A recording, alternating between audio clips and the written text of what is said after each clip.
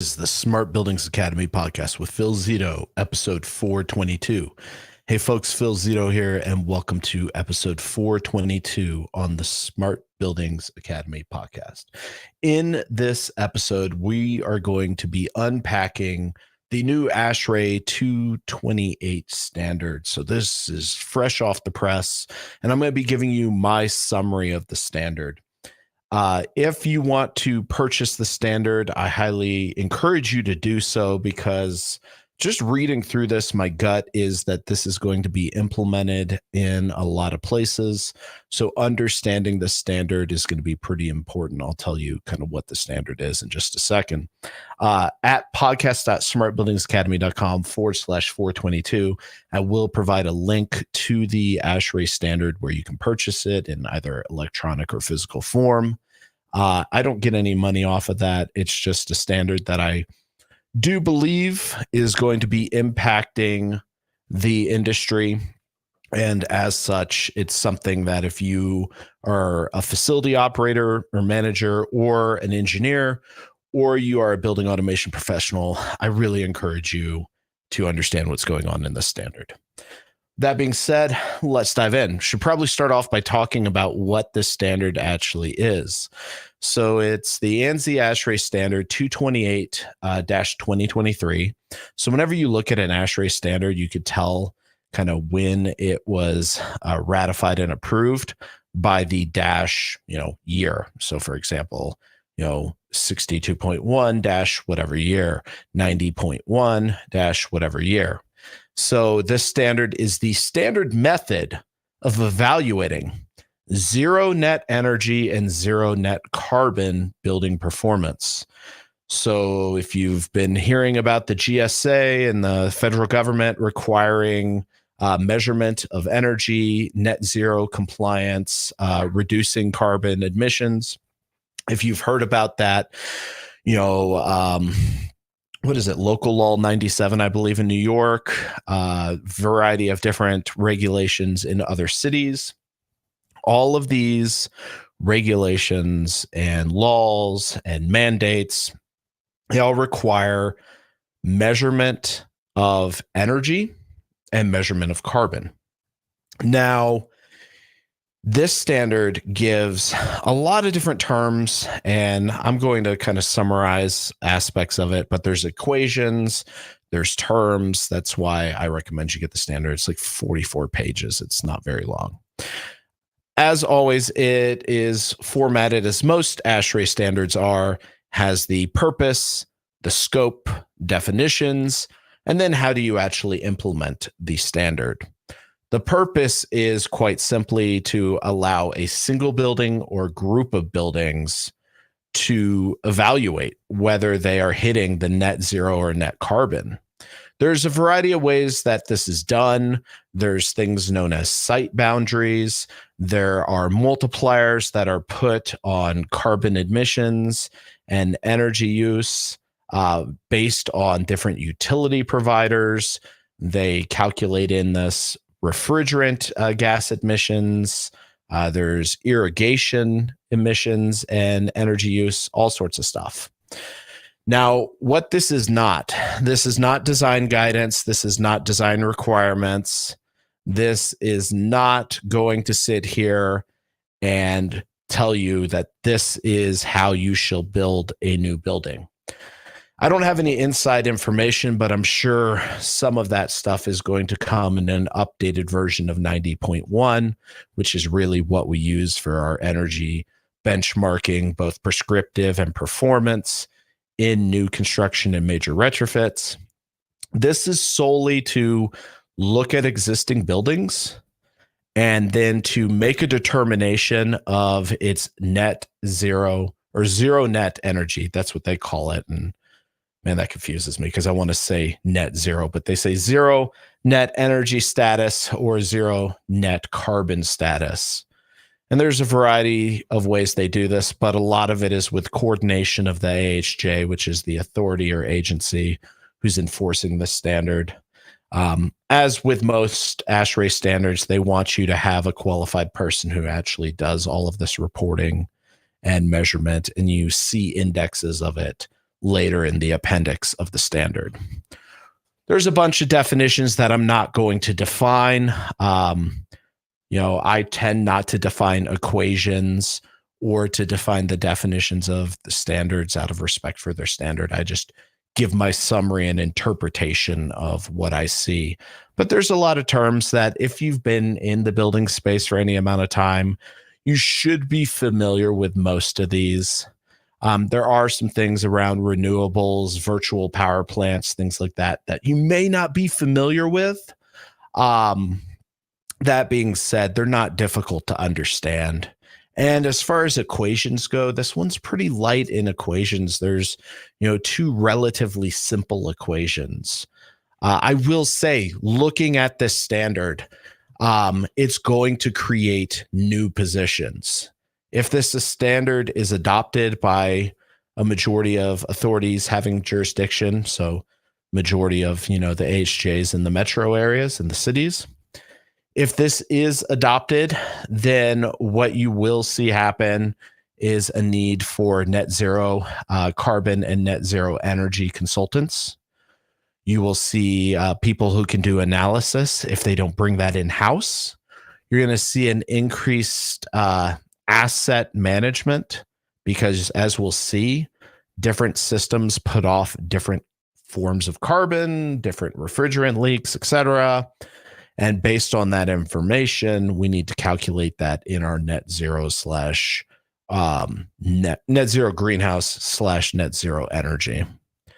As you move through, the meat and potatoes in this actual standard are really in sections 4 through sections 8. Section 4 goes through the administration, informants, and compliance. It talks about how do you administer this? And then how do you do compliance with this? And there's a form, they call it Normative Appendix A, Form 1, that you fill out. And it's a pretty beefy form, and it's got a lot of information that needs to be documented. I've got to imagine that this is not something that could be self-reported, probably requires some third-party independent person to do this. I just got the standard this past weekend and read through it. I can do a search on it and see. There's some we'll just say third party. Yeah, so you've got some stuff about third party renewables, third party reporting, a variety of different things in here. It's actually kind of interesting how they worked all this out. So essentially what they do in this is in the different sections, they give you equations for modeling.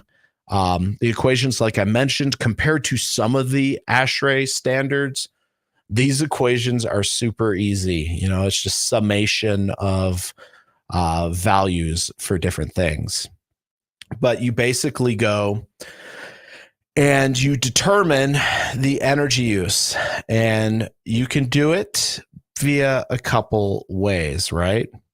You can go and do it via modeling and reporting it, or you can actually capture the data and report it.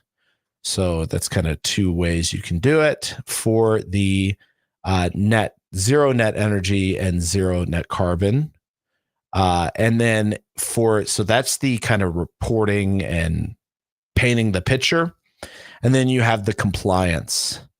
And the compliance is where you get into a bunch of other things like annual refrigerant leakage, your plan of using off-site renewables, carbon credit offsets, things like that. And it does put requirements around carbon offsets, what percentage of it can be. And it puts in the general terminology, this should be equitable and all that stuff. So basically what they're saying is you don't want to take your pollution and dump it in a community that had nothing to do with your pollution. That's essentially what it says. So you go from there, and it's got, just basic, you get your information from your as-builts, and your as-builts should give you accurate equipment, which is going to be important for our refrigerant leakage. Should give you your different modeling information as far as your usage of utilities. I'm trying to give kind of a high level summary here without going too deep into the woods. So that's for the new stuff, right? The new buildings. Since you obviously have nothing, you have to model it out. Where I really see this is going to take place is in existing buildings. This is where the site boundary comes into effect, right? And the site boundary, it can be a little confusing what a site boundary is and then what a community is. So a site boundary is basically the ingress point for incoming power and the egress point for outgoing power in carbon. And then communities are essentially a group of buildings, basically. And it talks about how do you verify this? Like I said, qualified person should go and collect this information and report it out. And there's timelines associated with that and time boundaries. Then you move into that was section 4, which is all kind of the compliance and how do you do this. The sections 5 through 8 are like the actual how do you do this. It spends this entire section on this thing called a site boundary. And essentially it talks about existing and new sites. And then how do you establish this boundary? And this boundary, as I mentioned, has imported energy and exported energy. And, it defines what the imported and exported energy is. It divides it across transportation, divides it across landscaping, and gives a framework in which to calculate hourly site energy factors. And this is important because some of the areas are going to be requiring hourly reporting.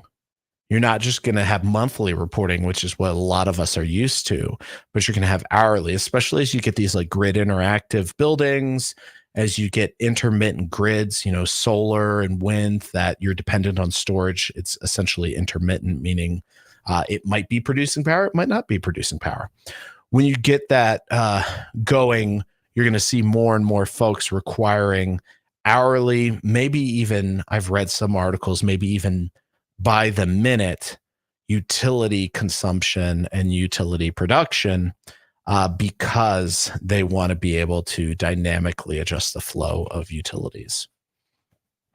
There's a table that kind of goes through all of these conversion factors. I'm not going to go through them, but it's table 1 in section 6. And it talks about how do you do these conversions? How do you essentially make all of this utility as well as carbon? How do you go and account for, transmission factors? How do you account for the efficiency? Variety of things that in the end, all of this information is going to come together and it's going to go into an equation, which is going to calculate your net zero energy or your net zero carbon. You essentially you'll calculate your consumption, right, from different energy sources.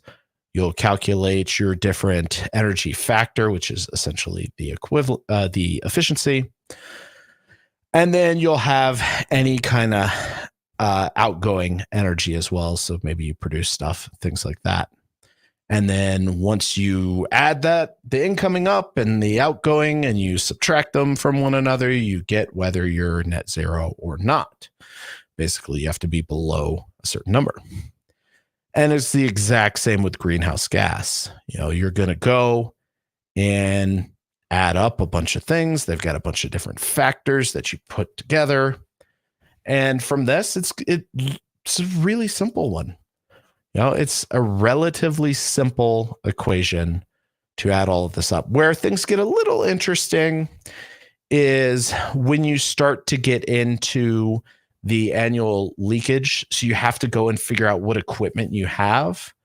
And then it gives you certain percentages of leakage for the type of equipment.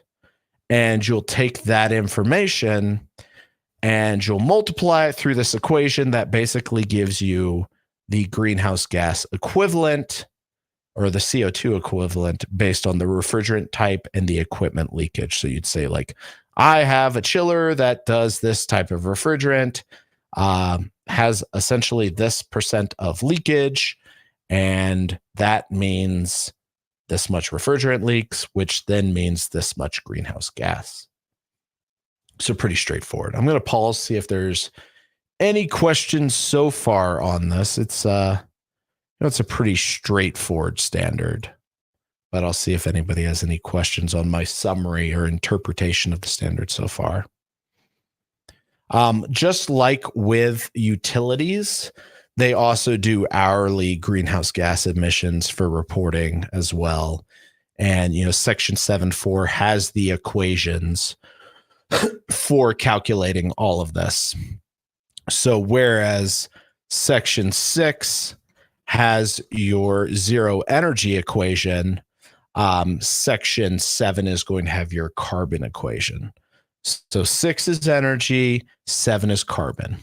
And then we move to Section 8, because a big part of this you're going to see outside of the carbon credits is going to be off-site renewable energy.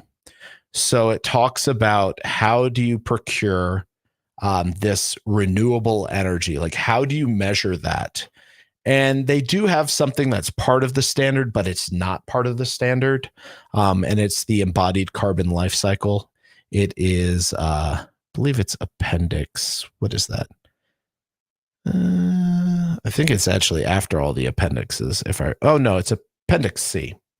So basically they talk about embodied carbon, but you're not held accountable to that. That's interesting. Like, I'm speculating. I don't have any inside information. This is purely speculation, but I wonder if that embodied carbon appendix C was put in there because at a later date, they hope to work this into the standard. So you can start looking at building life cycle planning, and you're not only going to be held accountable to net zero energy and net zero carbon, but you're also going to have embodied carbon, which, for those of you who don't know, basically the production of materials, the utilization of materials, and disposal of materials is the embodied carbon life cycle. And there's a carbon impact based on that life cycle. Okay, so as I was mentioning, category, Section 8. Oh my gosh. Section 8 gives, a calculation for your offsite renewable energy procurement. And it talks about how do you report it using your different non-normative forms. And essentially what you do, once you've normatized all your data and you've put it into the form, you then are able to go and calculate, like, what effect does my offsite renewable energy procurement have? What restrictions do I have? And how is it discounted? And there's this huge table on limits and discount structures and all sorts of stuff. And there's also an equation on your carbon offset limit and procurement. Because I foresee that initially, especially in the existing market, that the renewable energy purchasing and carbon offsets are going to be how people initially meet this. Is they're going to utilize this information, utilize these equations, and they're going to take carbon credits and they're going to take renewables and use that to make their existing buildings closer to that net zero energy and net zero greenhouse gas emissions that they're being held accountable to. And then, they'll get close and then they'll implement retrofits and other strategies to bring them even further down. All right. So we've got that. It goes through many tables of every facility. It reminds me kind of ASHRAE 55 when you look at thermal comfort, and it talks about, ASHRAE 62.1, and it looks at minimum outdoor ventilation, and it has a table that for every space and every kind of area, you have different minimum outside air requirements. This is very similar it takes the climate zone of the space, and then it talks about the energy intensity limits that you can do for outside source energy. It talks about a couple things for how do you register and how do you retire procured carbon offsets, because right, you buy it, you hold on to it, and then you have to retire it. And then it goes into Appendix A, which is all of your compliance forms, right? So Appendix A has your compliance forms. Appendix B is like, this is what we recommend for offsite renewable energy procurement. Like, what are the minimum requirements? What do we like? What's the most stringent? And then what are the minimums? And then you get a bunch of tables that explain kind of more information as needed. That being said, let's look at what questions any of y'all have. So my initial gut, let's talk about kind of my initial thought looking at this. It seems to be a pretty easy standard to implement, at least from a third-party perspective. You go and you log your utility spend, you log, where's your energy come from, how much of it is renewable, how much refrigerant leak do you have, et cetera. You either model that out, or in the case of an existing building, you log it, and then you report it. As far as standard implementation, I think it's going to be typical of how we see, environmental standards right now. Upper East Coast down kind of to the DC area, you're going to see adoption in the metros. Midwest, like Chicago area, you'll see adoption, Colorado, and then West Coast. But the rest of the U.S., pending a federal mandate that can actually impact the commercial sector, you probably won't necessarily see adoption. Maybe in the major metropolitan areas, but this is largely dependent on the AHJ, and the AHJ, the authority having jurisdiction, is typically within the county or the city of which the building is being built. Now, obviously, this all goes out the window when it's federal, because they can implement standards across all federal facilities, using an executive order. So that's what you can expect. So get familiar with this, especially if you are on the engineering side, if you're a commissioning agent, if you are a ongoing commissioning group, if you are a facility operator, get familiar with this, especially if your AHJ is going to be implementing this. Just for giggles, if I did standard 228/2023, who is requiring this? Question mark. Take a look. Got a little news brief article in this one place, kind of gives a summary of this. But I'm not seeing people who necessarily are adopting this. I got to imagine that it's going to kind of follow what was that called? There's an executive order Biden did that, and then there was this group of states and municipalities and different areas that chose to adopt the standard. I forgot what it was called though. But yeah, I think that's kind of how this will roll out.